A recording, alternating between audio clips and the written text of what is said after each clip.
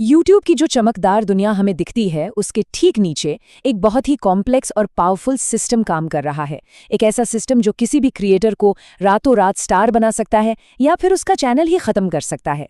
तो आज हम यूट्यूब के इन्हीं छिपे हुए सिस्टम्स की गहराई में उतरेंगे और ये पता लगाने की कोशिश करेंगे कि ये असल में क्रिएटर्स के हक में काम करते हैं या फिर उनके खिलाफ।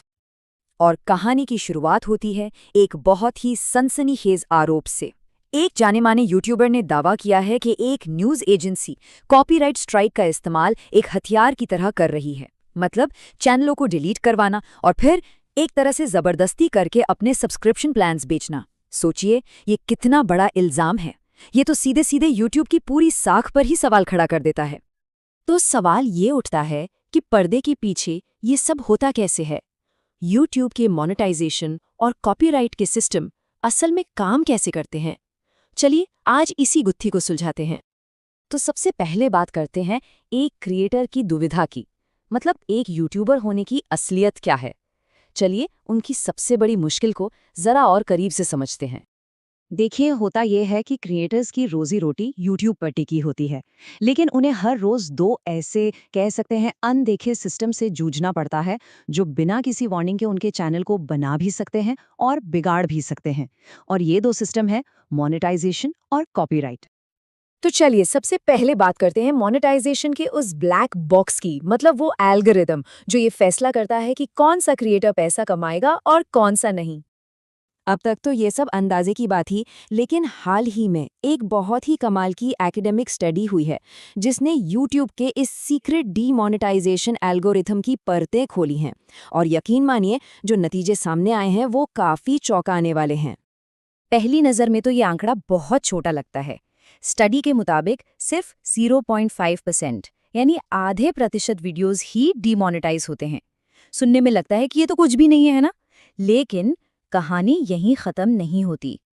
असली चौंकाने वाली बात तो ये है, जिन वीडियोस को डीमोनेटाइज किया जाता है ना, उनमें से 1/4 से भी ज्यादा वीडियोस बाद में फिर से मोनेटाइज हो जाते हैं।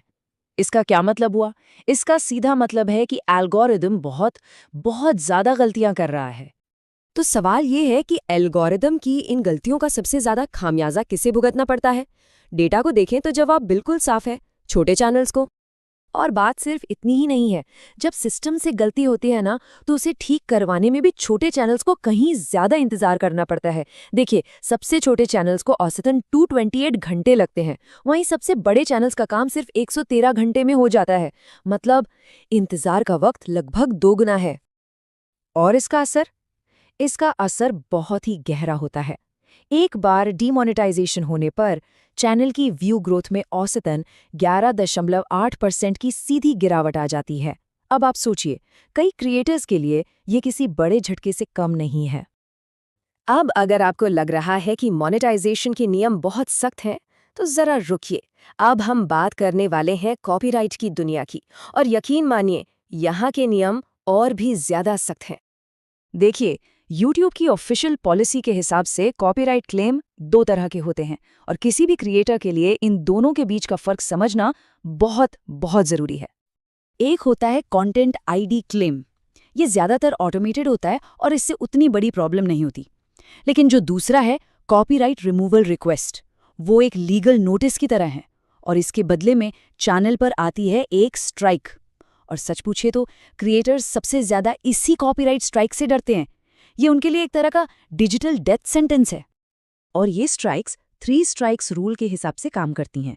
मतलब पहली स्ट्राइक एक वार्निंग है, दूसरी स्ट्राइक पर सजा और बढ़ जाती है, और अगर 90 दिनों के अंदर तीसरी स्ट्राइक आ गई तो मतलब चैनल का हमेशा हमेशा के लिए खात्मा, खेल खत्म। ये सब देखने के बाद यूट्यूब की भूमिका पर एक बहुत बड़ा सवाल खड़ा होता है।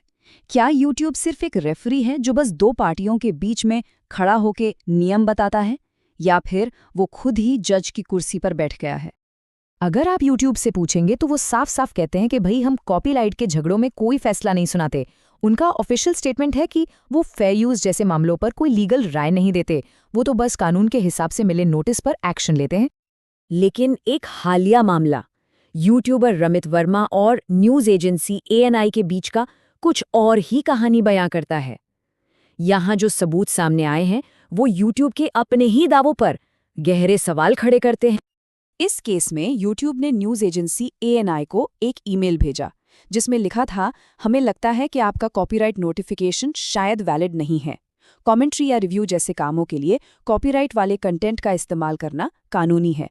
मतलब यहाँ YouTube खुद फेयर यूज का तर्क दे रहा था, जो वो कहते हैं कि वो नहीं करते। और बात यही नहीं रुकी।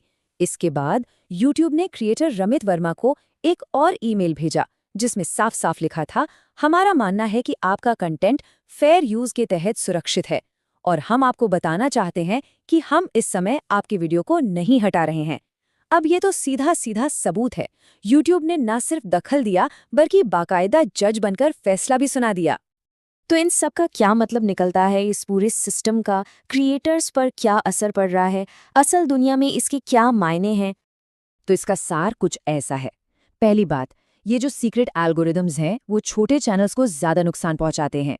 दूसरी, नियमों को लागू करने का कोई एक तरीका नहीं है जिससे हमेशा एक अनिश्चितता बनी रहती है।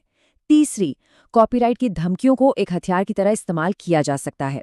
और इन सब का नतीजा, क्रिएटर्स की कमाई पर बहुत बहुत बुरा असर। और आखिर में ये सब हमें एक बहुत ही बुनियादी और बड़े सवाल पर लाकर खड़ा कर देता है। जब किसी एक प्लेटफॉर्म के हाथ में किसी की पूरी रोजी रोटी को खत्म कर देने की ताकत हो, तो एक न्यूट्रल प्लेटफॉर्म होने की उसकी जिम्मेदारी कहाँ खत्म होती है और कहाँ से शुरू?